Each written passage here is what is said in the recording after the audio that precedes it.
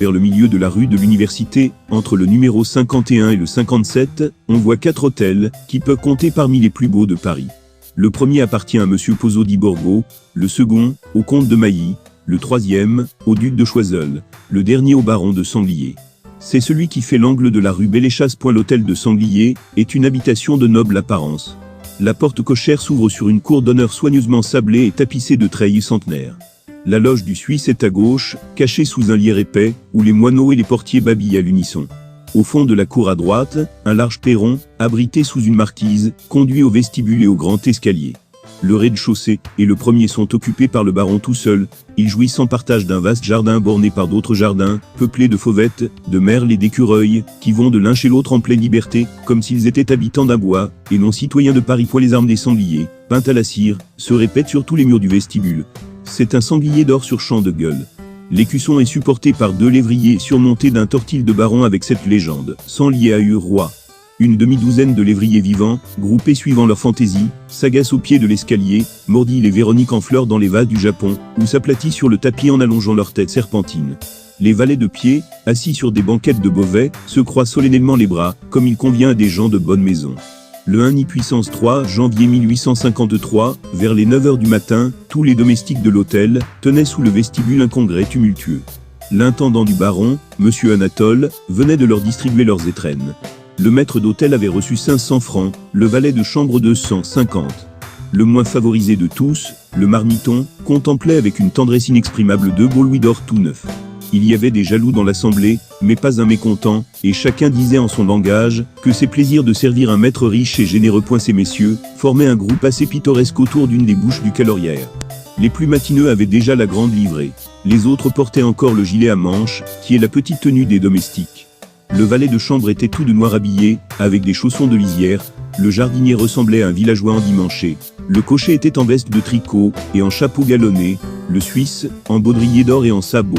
On apercevait ça et là, le long des murs, un fouet, une étrille, un bâton à cirer, une tête de loup, et des plumeaux dont je ne sais pas le nombre. Le maître dormait jusqu'à midi, en homme qui a passé la nuit au club. On avait bien le temps de se mettre à l'ouvrage.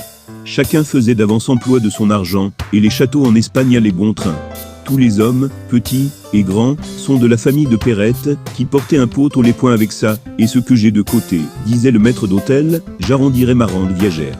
On a du pain sur la planche, Dieu merci, et l'on ne se laissera manquer de rien. Parbleu, reprit le valet de chambre, vous êtes garçon, vous n'avez que vous à penser. Mais, moi, j'ai de la famille. Aussi, je donnerai mon argent à ce petit jeune homme, qui va à la bourse. Il me tripotera quelque chose. C'est une idée, ça, monsieur Ferdinand, repartit le marmiton. Portez-lui donc mes 40 francs, quand vous irez. Fermez les guillemets. Le valet de chambre répondit d'un ton protecteur, est-il jeune? Qu'est-ce qu'on peut faire à la bourse avec 40 francs? Allons, dit le jeune homme en étouffant un soupir, je les mettrai à la caisse d'épargne. Fermez les guillemets. Le cocher partit d'un gros éclat de rire. Il frappa sur son estomac en criant, ma caisse d'épargne, à moi, la voici. C'est là que j'ai toujours placé mes fonds, et je m'en suis bien trouvé. Pas vrai, père Altroff?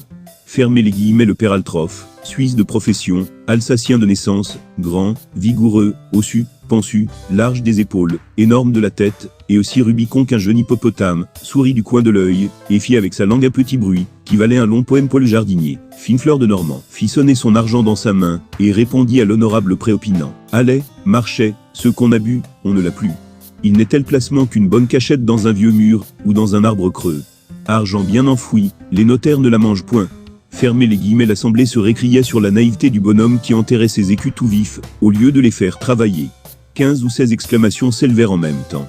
Chacun dit son mot, trahit son secret, enfourcha son dada, secoua sa marotte. Chacun frappa sur sa poche et caressa bruyamment les espérances certaines, le bonheur clair et liquide, qu'il avait emboursé le matin. Laure mêlait sa petite voix aiguë à ce concert de passion vulgaire.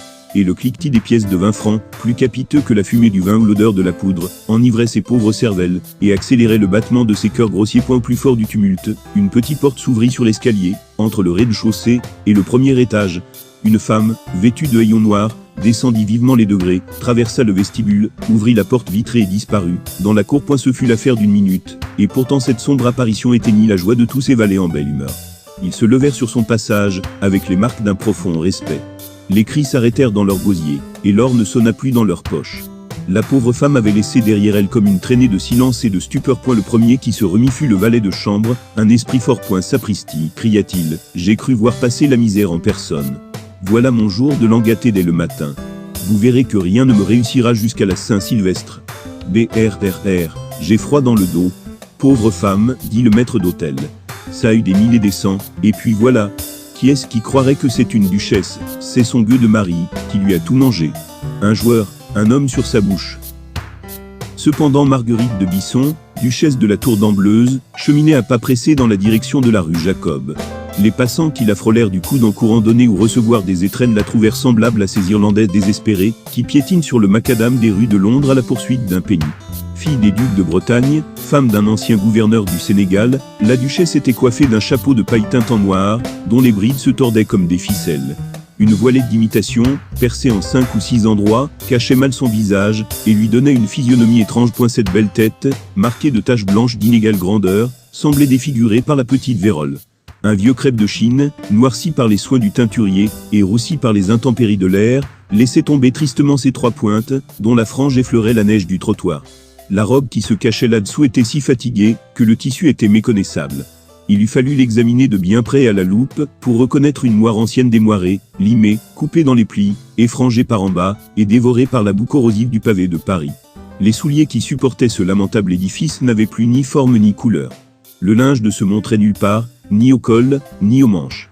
Quelquefois, au passage d'un ruisseau, la robe se relevait à droite, et laissait voir un bas de laine grise, un simple jupon de futelle noire. Les mains de la duchesse, rougies par un froid piquant, se cachaient sous son châle. Elle traînait les pieds en marchant, non par une habitude de nonchalance, mais dans la peur de perdre ses souliers. Par un contraste que vous avez pu observer quelquefois, la duchesse n'était ni maigre, ni pâle, ni enlaidie en aucune façon par la misère. Elle avait reçu de ses ancêtres une de ces beautés rebelles qui résistent à tout, même à la faim. On a vu des prisonniers qui engraissaient dans leur cachot, jusqu'à l'heure de la mort. À l'âge de 47 ans, MPI, de la Tour d'Ambleuse, conservait de beaux restes de jeunesse. Ses cheveux étaient noirs, et elle avait 32 dents capables de broyer le pain le plus dur. Sa santé était moins florissante que sa figure, mais c'est un secret qui restait entre elle et son médecin. La duchesse touchait à cette heure dangereuse, et quelquefois mortelle, où la femme disparaît pour faire place à l'aïeul. Plus d'une fois, elle avait été saisie par des suffocations étranges. Elle rêvait souvent que le sang la prenait à la gorge pour l'étouffer. Des chaleurs inexplicables lui montaient au cerveau par bouffées, et elle s'éveillait dans un bain de vapeur animale, où elle s'étonnait de ne point mourir. Le docteur Lebris, un jeune médecin, et un vieil ami, lui recommandaient un régime doux, sans fatigue et surtout sans émotion. Mais quelle âme stoïcienne aurait traversé sans s'émouvoir de si rudes épreuves? Le duc César de la Tour d'Ambleuse, fils d'un des émigrés les plus fidèles au roi, et les plus acharnés contre le pays, fut récompensé magnifiquement des services de son père. En 1827, Charles X le nomma gouverneur général de nos possessions dans l'Afrique occidentale. Il était à peine âgé de 40 ans. Pendant 28 mois de séjour dans la colonie, il tintait aux morts et à la fièvre jaune, puis il demanda un congé pour venir se marier à Paris. Il était riche, grâce aux milliards d'indemnités, il doubla sa fortune en épousant la belle Marguerite de Bisson, qui possédait à Saint-Brieuc 60 000 livres de rente. Le roi signa son contrat, le même jour que les ordonnances, et le duc se trouva marié et destitué tout d'un coup. Le nouveau pouvoir l'aurait accueilli volontiers dans la foule des transfuges, on dit même que le ministère de Casimir Périer lui fit quelques avances. Il dédaigna tous les emplois, par fierté d'abord, et autant par une invincible paresse. Soit qu'il eût dépensé en 3 ans tout ce qu'il avait d'énergie, soit que la vie facile de Paris le retint par un attrait irrésistible, son seul travail pendant 10 ans fut de promener ses chevaux au bois, et de montrer ses gants jaunes au foyer de l'opéra.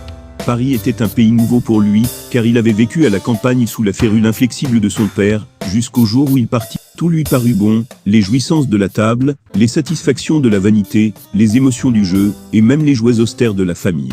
Il montrait dans sa maison l'empressement d'un jeune mari, et dans le monde, la fougue d'un fils de famille émancipé. Sa femme était la plus heureuse de France, mais elle n'était pas la seule dont il fit le bonheur.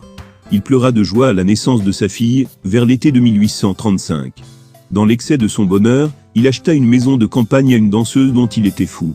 Les dîners qu'il donnait chez lui n'avaient point de rivaux, si ce n'est les soupers qu'il donnait chez sa maîtresse. Le monde, qui est toujours indulgent pour les hommes, lui pardonna ce gaspillage de sa vie et de sa fortune. On trouva qu'il faisait galamment les choses, puisque ses plaisirs du dehors n'éveillaient pas un écho douloureux dans sa maison. En bonne justice, pouvait-on lui reprocher de répandre un peu partout le trop-plein de sa bourse et de son cœur? Aucune femme ne plaignit la duchesse. Et, en effet, elle n'était pas à plaindre. Il évitait soigneusement de se compromettre, il ne se montrait en public qu'avec sa femme, et il aurait mieux aimé manquer une partie, que de l'envoyer seul au bal. Cette vie en partie double, et les ménagements dont un galant homme sait envelopper ses plaisirs, eurent bientôt entamé son capital. Rien ne coûte plus cher à Paris, que l'ombre et la discrétion. Le duc était trop grand seigneur, pour compter avec personne. Il ne sut jamais rien refuser à sa femme ni à la femme d'autrui. Ne croyez pas qu'il ignorât les brèches énormes qu'il faisait à sa fortune, mais il comptait sur le jeu pour tout réparer. Les hommes à qui le bien est venu en dormant s'habituent à une confiance illimitée dans le destin. Monsieur de la Tour d'Ambleuse était heureux, comme celui qui prend les cartes pour la première fois. On estime que ses gains de l'année 1841 doublèrent son revenu et au-delà. Mais rien ne dure en ce monde, pas même le bonheur au jeu, il en fit bientôt l'expérience. La liquidation de 1848, qui mit à nu tant de misère, lui apprit qu'il était ruiné sans ressources. Il aperçut sous ses pieds un abîme sans fond. Un autre aurait perdu l'esprit. Il ne perdit pas même l'espérance. Il alla droit à sa femme, et lui dit gaiement, « Ma chère Marguerite, cette maudite révolution nous a tout pris. Nous n'avons pas 1000 francs à nous. » Fermez les guillemets, la duchesse ne s'attendait pas à semblable nouvelle. Elle songea à sa fille, et pleura amèrement. « Point, ne craignez rien, lui dit-il, c'est un orage qui passe. Comptez sur moi, je compte sur le hasard. On dit que je suis un homme léger, tant mieux, je reviendrai sur l'eau. » Fermez les guillemets, la pauvre femme essuya ses larmes, et lui dit 2 points bien, « Mon ami, vous travaillerez, moi. Fi donc. J'attendrai la fortunée. C'est une capricieuse. Elle est trop bien avec moi pour me quitter de but en blanc sans esprit de retour. » Fermez les guillemets, le duc attendit 8 ans, dans un petit appartement de l'hôtel de Sanglier, au-dessus des écuries. Ses anciens amis, dès qu'ils eurent le temps de se reconnaître, l'aidèrent de leur bourse, et de leur crédit. Il emprunta sans scrupule, en homme qui avait beaucoup prêté sans billets. On lui offrit plusieurs emplois, tous honorables. Une compagnie industrielle voulut l'adjoindre à son conseil de surveillance, avec une allocation qui valait un traitement. Il refusa, de peur de déroger. « Je veux bien vendre mon temps, dit-il, mais je n'entends pas prêter mon nom. » Fermez les guillemets, c'est ainsi qu'il descendit un à un tous les échelons de la misère, décourageant ses amis, fatiguant ses créanciers, se fermant toutes les portes, usant son nom qu'il ne voulait pas compromettre, mais sans jamais prendre au sérieux l'habit râpé, qu'il promenait dans les rues, et s'acheminait sans feu, faute de... Le 1 ni puissance 3 janvier 1853, la duchesse portait au mont-de-piété son anneau de mariage. Il faut être bien destitué de tout secours humain pour engager un objet d'aussi mince valeur qu'un anneau de mariage. Mais la duchesse n'avait pas un centime à la maison, et l'on ne vit pas sans argent, quoique la confiance soit le grand ressort du commerce de Paris. On se procure bien des choses sans les payer, lorsqu'on peut jeter sur le comptoir du marchand un beau nom et une adresse imposante. Vous pouvez meubler votre maison, remplir votre cave, et monter votre garde-robe sans faire voir aux fournisseurs la couleur de vos écus. Mais il y a 1000 dépenses quotidiennes, qui ne se font que la bourse à la main. Un habit se prend à crédit, mais le raccommodage se paie comptant. Il est quelquefois plus facile d'acheter une montre que d'acheter un chou. La duchesse avait chez quelques fournisseurs un restant de crédit qu'elle ménageait avec un soin religieux, mais quant à l'argent, elle ne savait où le prendre. Le duc de la Tour d'Ambleuse ne possédait plus d'amis, il les avait dépensés comme le reste de sa fortune. Tel camarade de collège nous aime jusqu'à concurrence de 1000 francs, tel compagnon de plaisir est homme à nous prêter 100 louis, tel voisin charitable représente une valeur de 1000 écus. Passé un certain chiffre, le prêteur est dégagé de tous les devoirs de l'amitié. Il n'a rien à se reprocher, il a bien fait les choses, il ne vous doit plus rien. Il a le droit de détourner les yeux lorsqu'il vous rencontre et de défendre sa porte quand vous entrez chez lui. Les amis de la duchesse s'étaient détachés d'elle l'une après l'autre. L'amitié des femmes est assurément plus chevaleresque que celle des hommes, mais dans l'un et l'autre sexe, on n'a d'affection durable que pour ses égaux. On éprouve un plaisir délicat à gravir 2 ou 3 fois un escalier difficile et à s'asseoir en grande toilette auprès d'un grabat, mais il est peu d'âme assez héroïque pour vivre familièrement avec le malheur d'autrui. Les plus chers amis de la pauvre femme, celle qu'il appelait Marguerite, avaient senti leur cœur se refroidir dans cet appartement sans tapis et sans feu, et n'y venaient plus. Lorsqu'on leur parlait de la duchesse, elle faisait son éloge, elle la plaignait sincèrement, elle disait « Nous nous aimons toujours, mais nous ne nous voyons presque jamais. C'est la faute de son mari. » Fermez les guillemets. Dans ce délaissement lamentable, la duchesse avait eu recours au dernier ami des malheureux, au créancier qui prête à gros intérêts, mais sans objection et sans reproche. Le mont de Piété gardait ses bijoux, ses fourrures, ses dentelles, le meilleur de son linge et de sa garde-robe, et l'avant-dernier matelas de son lit. Elle avait tout engagé sous les yeux du vieux duc, qui regardait partir une à une toutes les pièces de son mobilier, et leur souhaitait gaiement un bon voyage. Cet incompréhensible vieillard vivait dans sa maison comme Louis Quint dans son royaume, sans souci de l'avenir, et disant « Après moi le déluge ». Fermez les guillemets, il se levait tard, déjeunait de bon appétit, passait 1 heure à sa toilette, teignait ses cheveux, plâtrait ses rides, mettait du rouge, polissait ses ongles, et promenait ses grâces dans Paris, jusqu'à l'heure du dîner. Il ne s'étonnait point de voir un bon repas sur la table, et il était trop discret pour demander à sa femme où elle l'avait trouvé. Si la pitance était maigre, il en faisait son deuil, et souriait à la mauvaise fortune, comme autrefois à la bonne. Lorsque Germaine commença à tousser, il la plaisanta agréablement sur cette mauvaise habitude. Il fut longtemps sans voir qu'elle dépérissait. Le jour où il s'en aperçut, il éprouva une vive contrariété point quand le docteur lui annonça que la pauvre enfant ne pouvait être sauvée que par miracle. Il l'appela médecin tant pis, et dit en se frottant les mains « Allons, allons, cela ne sera rien ». Fermez les guillemets, il ne savait pas bien lui-même s'il prenait ses airs dégagés pour rassurer sa famille, ou si sa légèreté naturelle l'empêchait de sentir la douleur. Sa femme et sa fille l'adoraient tel qu'il était. Il traitait la duchesse avec la même galanterie qu'au lendemain du mariage, et il faisait sauter Germaine sur ses genoux. La duchesse ne le soupçonna jamais d'être la cause de sa ruine. Elle voyait en lui, depuis 23 ans, un homme parfait. Elle prenait son indifférence pour du courage, et de la fermeté. Germaine avait 4 mois à vivre, au sentiment du docteur Lebris. Elle devait tomber au premier jour du printemps. Les lilas blancs auraient le temps de fleurir sur sa tombe. Elle pressentait sa destinée, et jugeait son état, avec une clairvoyance bien rare chez les phthisiques. Peut-être même avait-elle soupçon du mal qui minait sa mère. Elle couchait à côté de la duchesse, et dans ses longues nuits d'insomnie, elle s'effrayait quelquefois du sommeil haletant de sa chère garde malade. Quand je serai morte, pensait-elle, maman me suivra de près. Nous ne nous quitterons pas pour longtemps. Mais que deviendra mon père ? Fermez les guillemets, tous les soucis, toutes les privations, toutes les douleurs physiques et morales, habitaient ce petit coin de l'hôtel Sanglier, et dans Paris, où la misère abonde, il n'y avait peut-être pas une famille plus complètement misérable que celle de la Tour d'Ambleuse, qui possédait pour dernière ressource un anneau de mariage. La duchesse courut d'abord à la succursale du Mont de Piété, qui est située dans la rue Bonaparte, auprès de l'école des Beaux-Arts. Elle trouva la maison fermée. N'était-ce pas jour de fête ? L'idée lui vint que le commissionnaire de la rue de Condé aurait peut-être ouvert sa boutique. Elle remonta le faubourg, jusqu'à la rue de Condé, porte close. Alors elle ne sut plus où s'adresser, car les établissements de ce genre ne sont pas communs au faubourg Saint-Germain. Cependant, comme il ne fallait pas que le duc commençât l'année par le jeûne, elle entra chez un petit bijoutier du carrefour de l'Odéon, et elle vendit sa bague pour 11 francs. Le marchand promit de la garder 3 mois à sa disposition, dans le cas où elle voudrait la racheter. Elle noua l'argent dans un coin de son mouchoir de poche, et marcha sans s'arrêter jusqu'à la rue des Lombards. Elle entra chez un droguiste, acheta un flacon d'huile de foie de morue pour Germaine, traversa la halle, choisit une langouste et un perdreau, et revint, crotté jusqu'aux genoux, à l'hôtel de Sanglier. Il lui restait 40 centimes. L'appartement qu'elle occupait alors est une construction légère, ajoutée il y a quelque 30 ans au commun de l'hôtel. Les 4 pièces qui le composent sont séparées par des cloisons de bois. L'antichambre s'ouvre d'un côté sur le salon, de l'autre sur un long couloir, qui mène à la chambre du duc. On passe du salon à la chambre de la duchesse, et de là dans la salle à manger, qui termine l'enfilade, et relie la chambre de la duchesse à celle de son mari. MPI de la Tour d'Ambleuse trouva dans l'antichambre son unique servante, la vieille Sémiramis, qui pleurait silencieusement sur une feuille de papier. Qu'est-ce que tu tiens là, lui dit-elle. Madame, c'est tout ce que le boulanger a apporté. Nous n'aurons plus de pain, si nous ne donnons pas d'argent. Fermez les guillemets, la duchesse prit le mémoire. Il se montait à plus de 600 francs. Ne pleure pas, dit-elle. Voici un peu de monnaie. Va chez le boulanger de la rue du Bac. Tu prendras un petit pain viennois pour monsieur, et pour nous du pain à la livre. Emporte ceci dans ta cuisine, c'est le déjeuner de monsieur. Germaine est-elle éveillée ? Oui, madame. Le médecin l'a vue à 10 heures. Il est encore dans la chambre de monsieur le duc. Fermez les guillemets, Sémiramis sortit, et MPI de la Tour d'Ambleuse se dirigea vers la chambre de son mari.